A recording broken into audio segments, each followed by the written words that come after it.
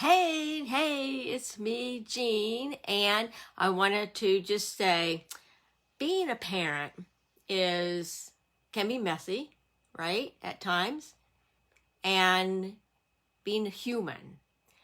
Parents are human, right? We all have those feels, those emotions. Things can get messy. We're not sure. We have so many decisions to make. We're in uncharted territory sometimes. And sometimes we just feel like we're in a boat or on a ship, a sinking ship, all on our own. And we're kind of wondering, wow, we have the whole family to make decisions for, and we're thinking about our kids, right? Hi, I'm Jean Harville, and I am the creator of the Raising Motivated Learners Facebook group, also creator of the Rethink Learning Academy, and also of this page here, the Helping Kids with Learning. So one of the things I wanted to talk about, I talked about on Tuesday about thoughts and changing our thoughts and figuring out what thoughts we want to keep, which ones we want to leave, right? So one of the things that wanted to just kind of talk about is that decision making as parents. What do we go through? What is it that we want for our kids? So we research like so many things. Like we research the web. Well, one of the things like during the summer, we're kind of thinking about what's going to happen for the next year, because we're thinking like this past year was a little wonky or a little bit crazy. We need to change some things for the next year. So we go on the web and we're researching, whatever it is that we are troubled about or want to know about. We read books, like maybe like how can we help our kids more? How can we help them in a better way? How can we help them navigate that education beast in some cases? We are that good-willed parent. We try our best, but we also get discouraged as well. We can be discouraged. So especially like when our kids are struggling in school, and then all of a sudden that work that has to be done and prepare for your child for that education system just kind of comes crashing down. When before they are ready to go to school, you have your kids at home, and you can make a difference. You can teach them, and you can, whether you're starting with reading or if you're starting with math or if you're just getting those values down in with them. But then when they go off to school, some of that kind of goes crashing down, and they start feeling like less than or defeated or troubled or like, I hate school. Have you heard that before? It's like at school, I want to just go back home and stay home. Then navigate this new thing I have to do. That's hard. That makes it, difficult. So nobody understands them. So you, as a goodwill parent, you try to figure out the problem, like what it is that's going on. And then as you are delving more into it, you figure out, you get more discouraged when you see your child struggle. That time period when you're shifting from the kids being younger at home and then they're off to school, or if they're in elementary school and you've become comfortable with your elementary school, and now they're moving into the middle school, which is a totally new beast in itself, and then from middle school into high school. So each of the different transition periods becomes a different thing to navigate, especially if your child struggles in learning. So we have that system, whether you're homeschooling or whether you are sending your kids to school. We have that they have to do. They have to be educated, right, in some way or another. So what is another piece of this that we actually have control with is helping our kids to figure out who they are, shifting that perspective a little bit. So here are 3 things that you could do to make next year a more stellar year for your child. Is number 1, shift your own perspective to see the really cool things about your kids, to see the uniqueness about your kid. And you can, to shift that perspective, take the summertime and start looking at your child or your children. What is it that they do really, really well? Like easy for them. It seems so simple and so easy. What is it that they excel at doing? And is it like seeing like like visions and being very curious and being very creative in what they do, because during the summer they can do anything they want. There are no boundaries, and there's nothing that's telling them that they did it wrong or they need to do it this way or that way. They're free. They can just free to think and create the way that they can. Allow them to do that. Look at those things that they can really, really do well. What's their unique quality about them? And then help your kid understand how they think. So once you change your perspective and you get out of the mode of, the academic stress or thing that they have to do or don't do, what they're not a good reader, or they're not good in math, or whatever that you have seen that has caused a lot of friction with them in school. Now during the summer, that's removed, so you can really get to see what it is that your kids can do, and shifting your own perspective as to, wow, this brain is amazing. This is an amazing kid. This kid can do, can be very creative, and look and just kind of think about, dream about what kind of future they could have, like, wow, this kid's going to be just fine. And then help your kids. Number two, help your kids to see those qualities. So you see those qualities in your child.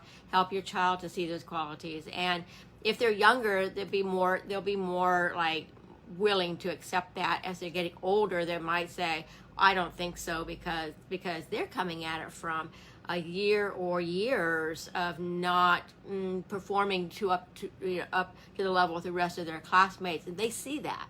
No one has to even say anything to them, but they feel it, and they see that they're not as good as a reader, or they're not as good in math, or they didn't do very well on their test because they know their classmates did better.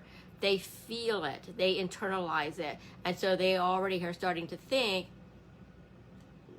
I'm not good enough, or I can't do this, or I can't do that. All those negative can'ts are coming in there.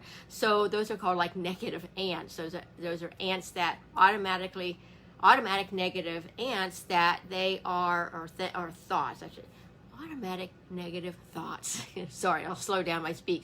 So that they are already integrating that into their thinking. And that's something that we want to change and shift for them. So once you change your perspective about your child, what your child strengths are, and thinking about, wow, what an amazing brain this child has, then you're helping your child to understand how they think and celebrate that, and help them to see their strengths.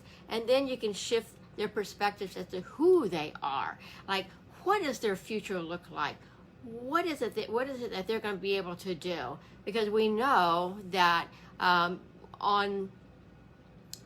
research has been done over the past 10 or 20 years, or even longer, on the neuroplasticity of the brain, how we can create the thoughts that we want to have, and to keep the thoughts that we want to have, and our brain will start hardwiring that for us, and then we start thinking about all the really cool things that we want to think about, and forget the rest of those just kind of go away, because education is just a blip of our lives. If you think back, most of your life has been lived probably not in the education realm, unless you're a teacher, but as being educated, and then you move on to your adult life, right? So that's just like a little blip in your lifetime. And if we can get through that little thing that kind of holds us back, and shows us and holds us up to the mirror that, hey, you're not as good as so and so, and your grades are not as good as so and so, and now you're not a good reader, or you're not what I'm saying, all those comparisons that happen, whether they are done outwardly or that you have taken them on yourself. So the third thing is to help your child to shift that perspective as to who they are. Man, you are great at seeing the whole picture. And as we know, and other research has been done, like, what are the professions that people who have maybe dyslexia, or think and learn differently, or even ADHD have? What kind of careers do they have? In fact, in order to be part of the NASA space control system, you need to have a different thinking brain than I would have, or that maybe someone else has. You need to be able to see the whole picture of the mission of the rocket, and to figure out what all the different knobs and buttons are, and how it all works together. Many of the people who work for NASA have dyslexia. Okay, surgeons need to be able to see the whole picture before they even jump in and do surgery. Many of our surgeons, or maybe some of the other professions too, but mainly our surgeons need to have dyslexia or use their dyslexia as a gift to help them to be able to do their job. And then also, so just kind of thinking about the prospects of what your child can do, in their future because of the way they think. All right. And so it becomes an ability, not a disability. It becomes an ability. And when we can lift our kids and to show them that, we can get through this education, and the fact that we are in our technology has really advanced a lot. Most of the information that they need to know can be found on our computers, and we can push that read button where the text is read to your child. That we have so many technological advancements now that we could utilize those to help get through the education system, and then help them to jump beyond into those careers where it is necessary to be dyslexic in order to survive or be able to do well. An architect, for instance, and entrepreneurs, just creating your own business. All of that is out there, and to help our kids to see that they have the perfect brains for the future, for moving our country into the future, right? And creating what they're going to be living through, creating their future. They're going to be a part of that. And so there's just so many empowering things that we can do to help our kids to see their strengths, their abilities.